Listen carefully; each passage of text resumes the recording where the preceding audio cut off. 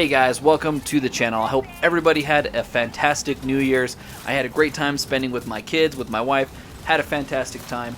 But in today's video, we are talking about my personal top 10 favorite games from 2023. It was just absolutely jam-packed. We had so many great games, and honestly, I had to revise this list so many times just because there was games that I kind of forgot about, or I'm like, I put them a little bit higher, and then I revised it, and then I moved a game a little bit lower, so it took me quite a while to actually make this top 10 list, and I ended up finishing this year with 46 games that I completely finished, so almost 50 games that I completed just last year. After revising so many times, this is the top 10 that I settled on. Also, for this list, I am only including games that did come out in 2023, not just DLCs.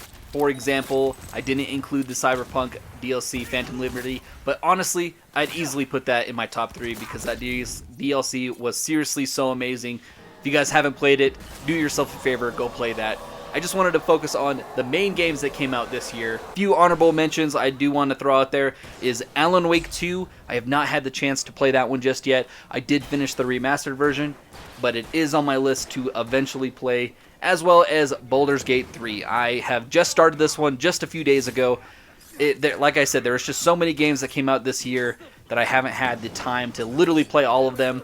And so Baldur's Gate I'm actually working through right now, so it unfortunately will not be in my top 10 this year. But I've heard nothing but great things from both of those games. So starting off, number 10, Hogwarts Legacy. Let me start off by saying I am not a huge, big Harry Potter fan. I've seen the movies, I've read the books back in high school, but I would never consider myself a big fan of this franchise. More of like a casual enjoyer. I do enjoy the movies and I did read the books, but I wouldn't be like crazy about going to see the next movie or anything like that. But man, was I totally blown away with this game. I loved the gameplay. I loved how they did all the spells in the game.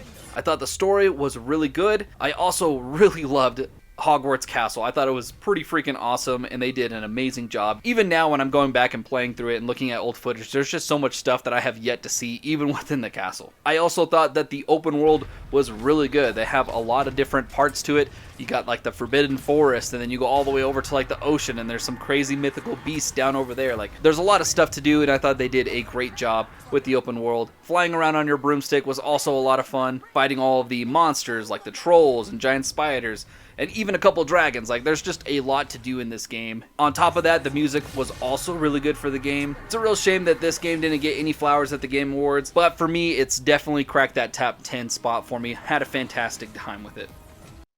Number 9, Remnant II. So Remnant 2 for me was kind of a sleeper hit, honestly. I never played the first one, and the only reason that I got this game was because there was another game that I was planning to play. I believe it was like Immortals of Avium, which got delayed, and which that game turned out to be okay, I guess. But holy cow, did I almost miss out on this. This gameplay was so much fun. I loved all the unique weapons. I loved all the new unique areas.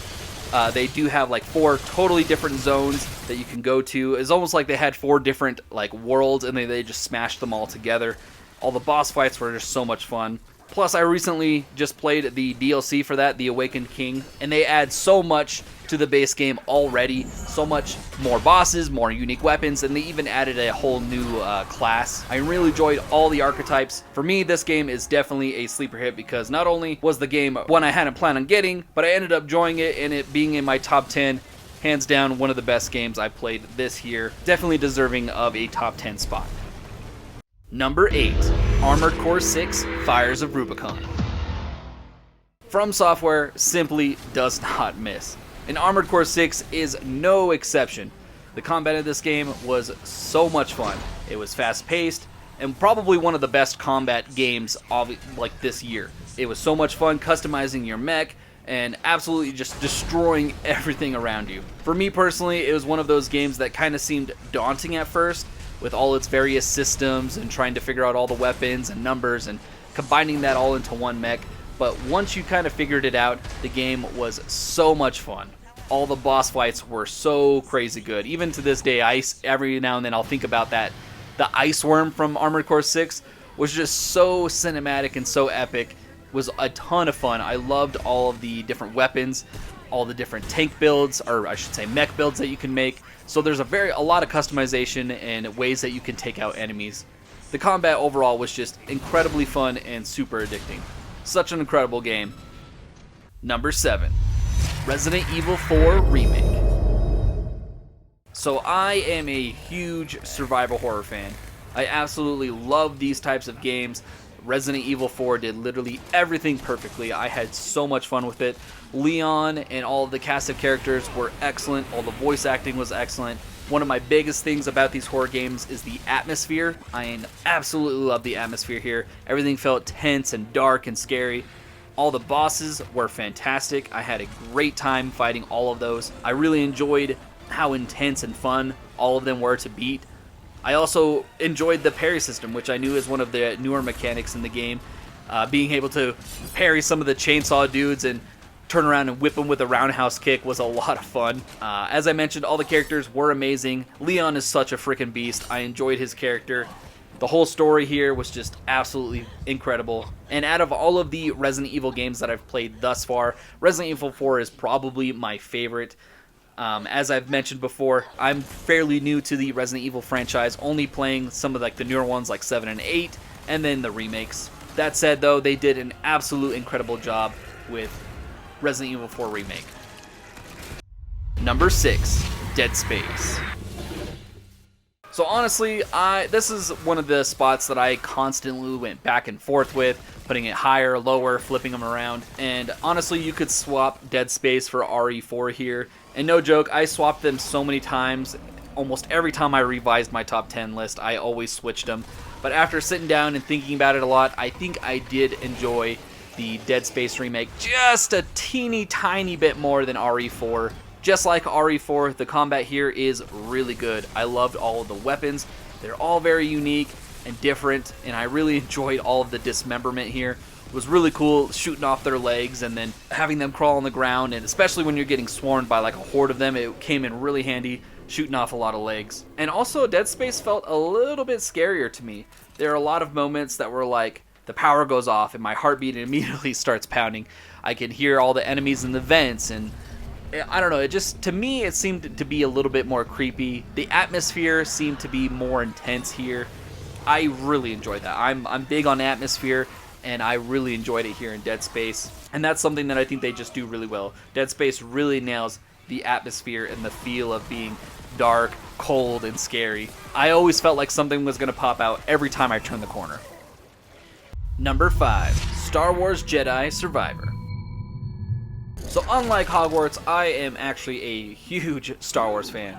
And I personally really liked the first game of Star Wars Jedi. And this game literally does everything but just way better. I really loved the story here. I thought Dagan and Ravis were excellent and great villains. I thought Cal was a fantastic protagonist. And I just loved the lightsaber combat here. I thought it was awesome.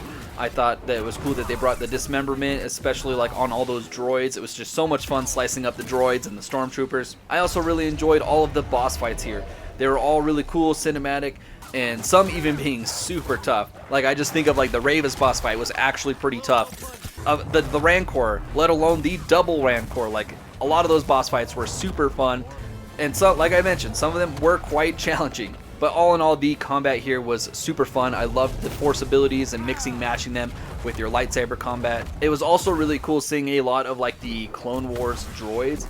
I liked seeing the B-1 battle droids, the Supers, the Magna Guards, all really fun to fight. And like I said, it was just fun just blasting them away and chopping them up. A lot of fun there. All of the customization was also really fun. I loved being able to fully make your own lightsaber, as well as customize your BD and side pistol. One thing that they did here now is that you can customize Cal. You can customize his hair, his beard, his jacket. They actually have more than ponchos this time, which was awesome.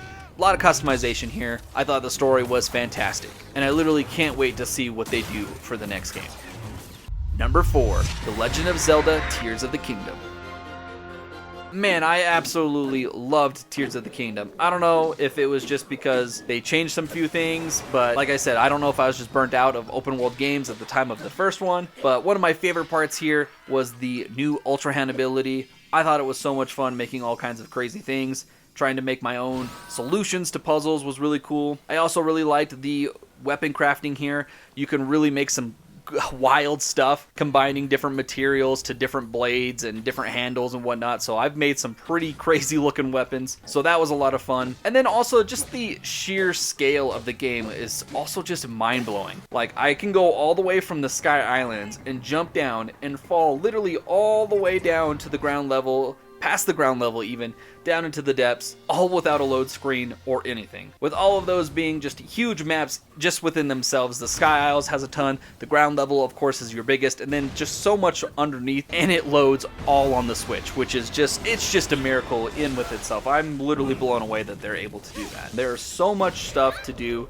that were just constantly distracting me from the main quest or whatever I thought I was doing. It kind of reminded me very much of like Elden Ring, where the more I played, the more things just kind of distracted me, and I spent so much time doing everything else other than the main story. Like, there's just so much that is just like, hey, come look over here, or hey, come do this, or I'm like, oh, there's a dragon flying in the sky, I wonder if I can land on it. Oh, guess what? You can land on it.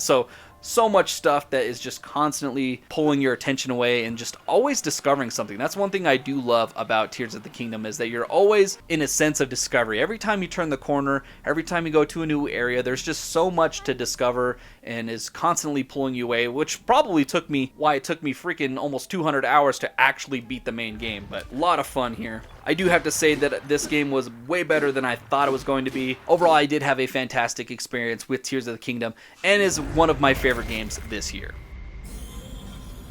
Number 3, Final Fantasy 16. Final Fantasy 16 probably has one of the best openings out of any game that I've played this year. Playing as Ifrit and fighting Joshua, who just turned into the Phoenix, was just so freaking cool, so freaking epic. Probably, like I mentioned, the best intro out of every game I've played this year, hands down. Spider-Man comes close. That opening scene was cool, but Final Fantasy 16 did a way better job, for sure. All the boss fights were just so fun, so sick, and honestly, I just had a blast playing through. I really enjoyed the story. I really enjoyed Clive's whole story. His character I thought was really cool. Everything feels very Game of Thronesy. The combat was a lot of fun. I personally really liked whenever you defeated another icon, you took part of their power, and weaving their abilities in with your new abilities, mixing and matching different parts of like Ifrit and the Phoenix and Odin and Bahamut. Like, it was really cool mixing some of their abilities in with your combat. It was so much fun. I really enjoyed all of the dominant or icon fights. They were just all so insane, and pretty much just all ended up into being giant kaiju fights anyway. From fighting Titan to Bahamut, they definitely delivered on the boss battles. Clive is pretty much kind of like Eren Yeager from Attack on Titan, where he's just taking in all of the icon abilities into one person. All the characters were really great, all the voice acting was really great. Ben Starr did an incredible job as Clive. Final Fantasy 16 was just so freaking awesome. I absolutely enjoyed that game. I know they came out with the DLC recently. I have not had the chance to play it yet, but I am very much looking forward to it, because Final Fantasy 16, they just did such a good job. I loved all the boss battles, all the story. Hands down, one of my favorite games this year. Number 2, Spider-Man 2. In my number 2 spot is Marvel's Spider-Man 2. This game was so much freaking fun, and I had an absolute incredible intro, just like Final Fantasy 16. Fighting Sandman and him destroying the city was so much fun. I thought that the story overall was really good. I really enjoyed Kraven and Venom as the main villains.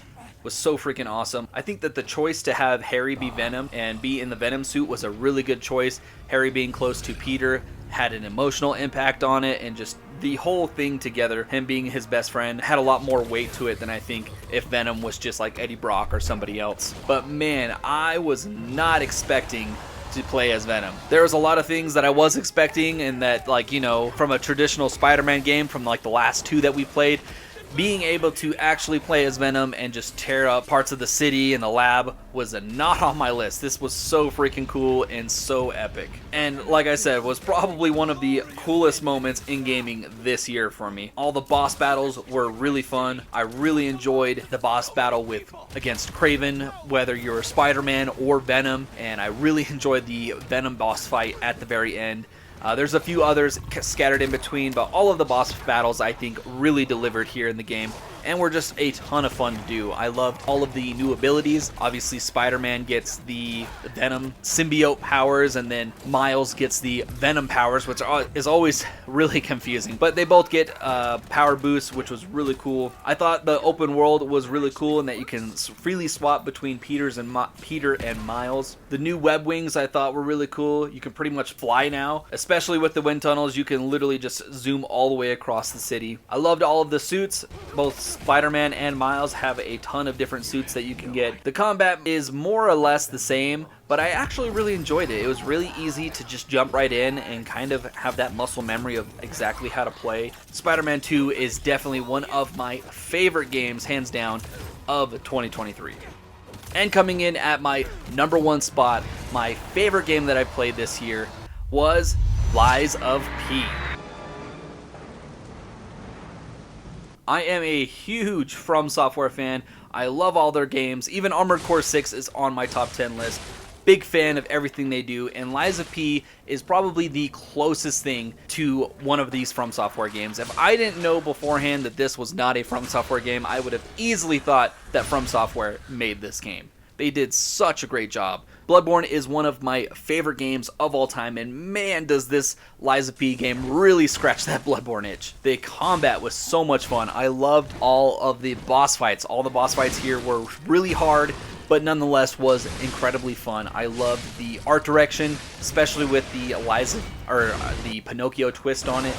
I thought all of the gameplay was really fun. I love this type of gameplay, these Souls type games. This is kind of like my bread and butter, man. I love these games. I thought it was really cool mixing and matching different blades and blade handles, trying to figure out which weapon worked best for you. All of the music was really good. The story itself was really cool. I had my doubts about this being a Pinocchio game, but once you play it and figure out the story, like I said, they do such a good job that you might as well think that this is a From Software game. A lot of mystery to it, a lot of piecing to parts of the puzzle together yourself. As I mentioned, the boss fights were always a highlight.